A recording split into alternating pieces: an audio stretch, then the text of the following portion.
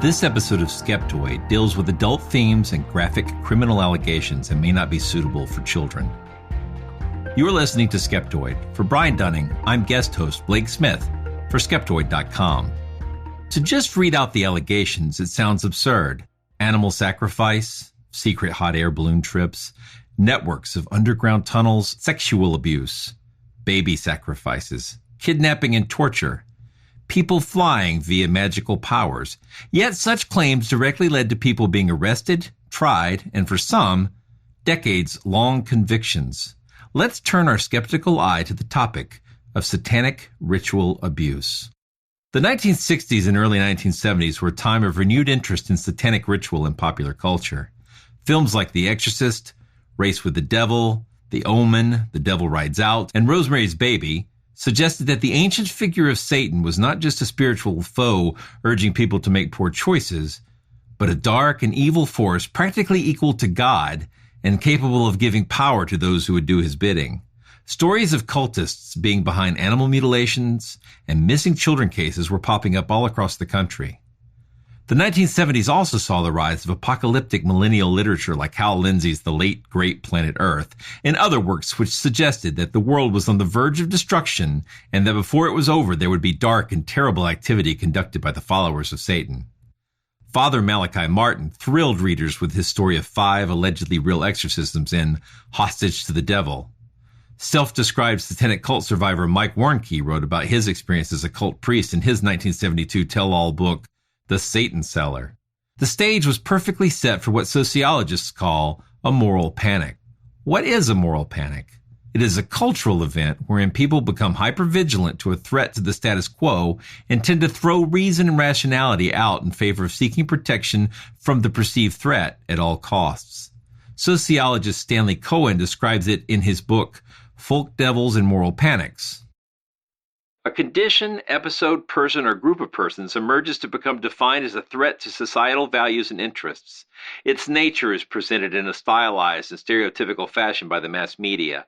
The moral barricades are manned by editors, bishops, politicians, and other right-thinking people. Socially accredited experts pronounce their diagnoses and solutions. Ways of coping are evolved or, more often, resorted to. The condition then disappears, submerges, or deteriorates and becomes more visible. Sometimes the object of the panic is quite novel, and at other times it is something which has been in existence long enough but suddenly appears in the limelight. The history of the satanic ritual abuse scare in America is just a tiny part of a greater phenomena commonly referred to as the Satanic Panic. This was a period of heightened fear of satanic cult activity that took place from the 1970s to the early 1990s. This episode of Skeptoid focuses specifically on the allegations that satanic cults were conducting ritual abuse and murders all across the U.S. during this time. A future episode of Skeptoid will deal with the broader phenomena of the Satanic Panic itself. What is satanic ritual abuse? Sometimes abbreviated as SRA, satanic ritual abuse is the idea that organized cults of Satan were secretly controlling child care facilities and using their positions to molest, murder, and torment children under their care. There were many allegations and many legal cases that took place during this time. We will take a look at the outcome of some of those, but first we will take a look at a couple of key allegedly nonfiction works that were direct precursors to the satanic ritual abuse scare. In 1972, Mike Warnke's book, The Satan Cellar, introduced the world to the mysterious and deadly world of satanic cults. Warnke claimed that he had become involved in a satanic cult in California known as the Satanic Brotherhood, part of a network of groups led by an upper echelon of cult leaders known as the Illuminati. According to historian Scott Poole, Warnke proved enormously appealing to his white, suburban, charismatic, and evangelical audiences. His comedy albums became top sellers in the burgeoning world of Christian contemporary recordings by 1991 with 1 million plus sales. The Satan Cellar topped 3 million in sales over a 10-year period. In the book, Warnke describes a powerful and dark group with more than 1,000 members. He claims that they required blood sacrifices, rapes, and child abuse. The success of his book led him to become a regular lecturer and widely known as an expert in satanic cults. The second major media event related to the start of the satanic ritual abuse panic was the book Michelle Remembers. Written by Michelle Smith and her therapist and eventual husband, Lawrence Pazder, it describes the story of the lengthy and shocking sexual and physical abuse that Pazder had uncovered as repressed memories while treating Smith. According to the book, Michelle remembered children being kept in cages, people having fingers removed as a sign of satanic fealty, baby sacrifices, cult efforts to summon Satan, and more. Michelle Remembers also became a widely successful book and primed the general public for what was to come. Pazder became something of a consultant on satanic-themed cases, warning all who would listen about the giant, secret satanic cult he felt was lurking behind much of the evil in the world. The McMartin Daycare Trial.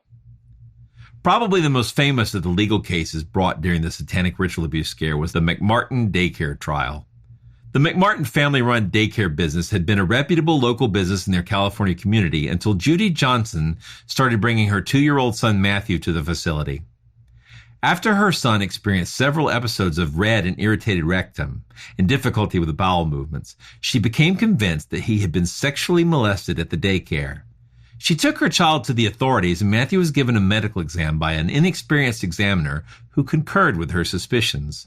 The allegations exploded in the community after a letter was sent to parents whose children used the McMartin facility, urging them to question their children. During the next few months, a bizarre feedback loop of accusations, highly suggestive questioning techniques, rumors, and a complete lack of skepticism led to more and more paranoia within the community. An upcoming election seemed to have been a factor in the highly public legal case that was brought against the McMartin teachers. Judy Johnson continued to make increasingly odd accusations. Dr. Lawrence Pazder of the Michelle Remembers case came to the community and supported the idea that this was not just a massive child abuse case, but that the motivations and leadership behind the crimes were that of a secretive satanic cult. Jones, speaking for her son, would eventually allege that her son had seen the cultists fly, kill babies, take hot air balloon rides, and that there was a secret network of tunnels and trains under the facility to transport the victims to ritual sites. The legal case against the McMartin preschool teachers became the longest, most expensive trial in U.S. history at that point. It ran for 7 years and cost $15 million. The defendants spent years in prison, some without ever being formally charged. Their bails were set at millions of dollars. In the end, there was insufficient evidence to convict the daycare workers. Moreover, the primary evidence against them came from children's testimony derived from highly dubious techniques involving leading questions and anatomically correct dolls. Allegations from Judy Johnson became more and more bizarre, and eventually she had a complete breakdown and was diagnosed as a paranoid schizophrenic. The fact that the primary source of the charges turned out to be a highly delusional woman who would soon die of alcoholism could not stop the freight train of the national media that had gone full throttle. Lives were damaged irreparably, friendships were destroyed, and a community imploded as neighbors accused each other of involvement. Millions in tax money were wasted trying to prosecute adults of events that never took place. A group called Believe the Children grew from the McMartin case, and its mission was to ensure that children's stories would be believed even if there was no evidence to corroborate them. The Oakill Daycare Trial. In 1991, in the city of Oakill, Texas, near Austin, allegations of satanic ritual abuse struck again at a small daycare. In this case, the charges arose during therapy sessions with a 3-year-old child who was having behavior problems during her parents' divorce. The allegations targeted the Keller family who ran the daycare, and as the story broke, parents began to investigate and interrogate their own kids. Information from the Believe the Children group was used to help guide the questioning process. Strange stories of the Kellers killing pets and a baby were told. It was claimed that children were flown to Mexico, abused by soldiers, and then flown back to the daycare in time for pickup by their parents. A medical examiner thought he saw evidence of sexual abuse, but a few years later would find that what he saw was actually consistent with normal physiological variation in a child's body. The Kellers were sentenced to 48 years each. There was no evidence of abuse, just testimony obtained through flawed methodology. The Kellers remained in prison until the end of 2013. Thurston County Ritual Abuse.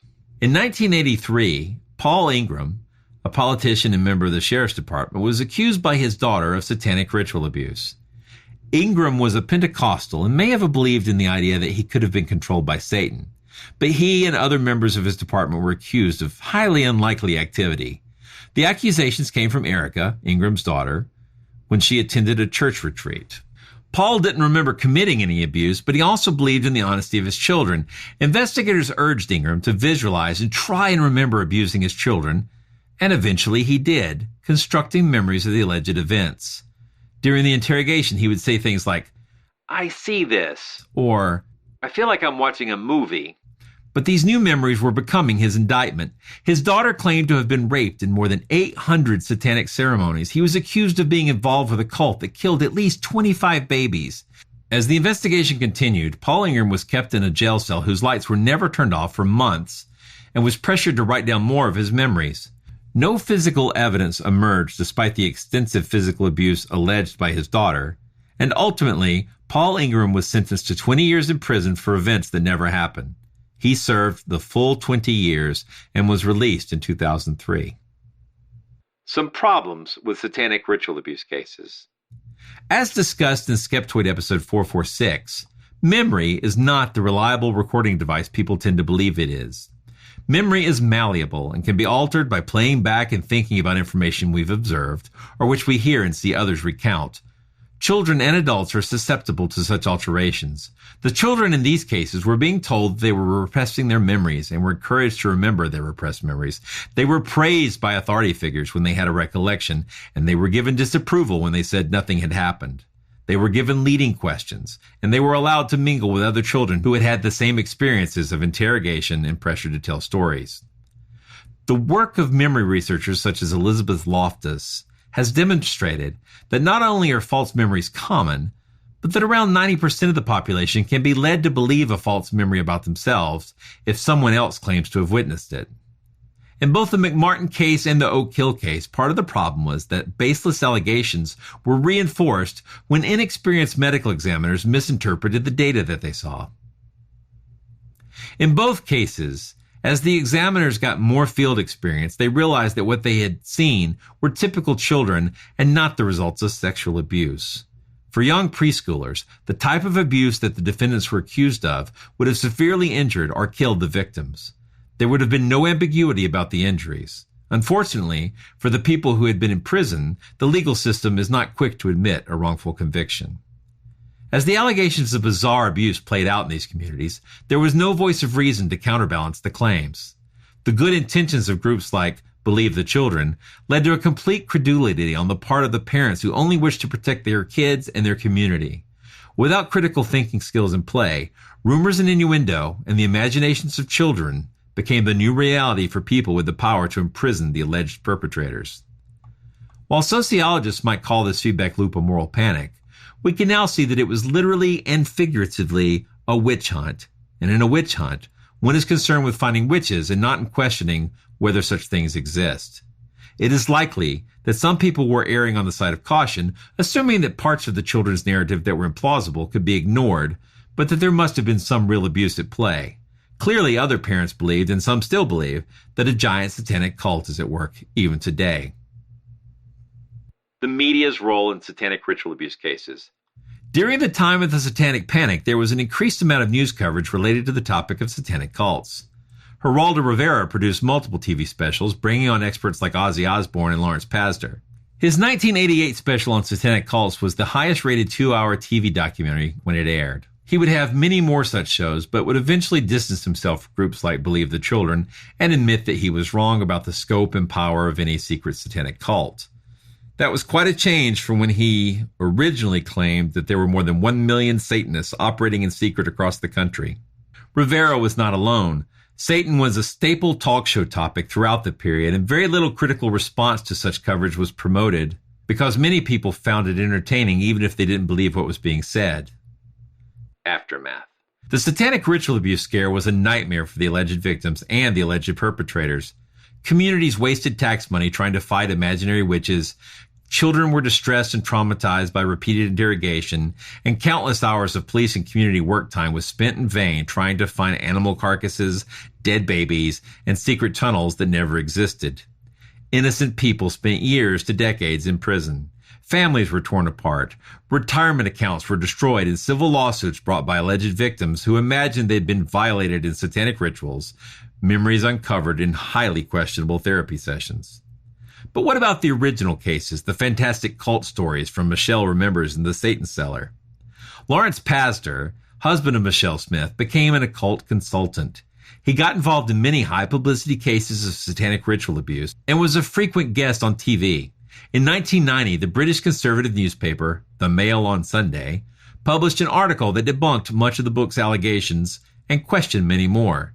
More researchers began to dig in and interview friends and relatives, revealing that, as you might expect by now, the book seemed to be the result of Pazder helping to implant memories into Michelle's personal narrative to the extent that she remembered and believed a fantastic story which simply cannot be true. The fantastic narrative of Mike Warnke also began to fall apart when it was finally subjected to investigative scrutiny. There was no evidence of a satanic cult. Much of the timeline he revealed was called into question, and it appeared that he had lied and made up much of the story. He had built a very successful lecture business touring churches to tell his story of escaping a satanic cult and telling Christian stand-up comedy. In 1992, Warnke was making hundreds of thousands of dollars a year when Cornerstone magazine published its investigation into his claims. Accusations of fraud devastated Warnke's career as a comedian and occult lecturer, but he maintains that despite the inconsistencies between his book and reality, the events took place as he described them. It is possible that much of the pain, anguish, despair, and expense that came from the satanic ritual abuse cases could have been avoided if, throughout the chain of events, someone could have exercised a little skepticism.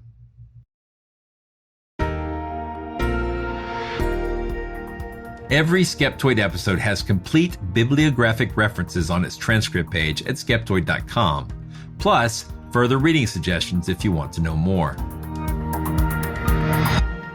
You're listening to Skeptoid, a listener-supported program. I'm Blake Smith for Skeptoid.com. Reach me at Dr. Atlantis on Twitter or at monstertalk.org.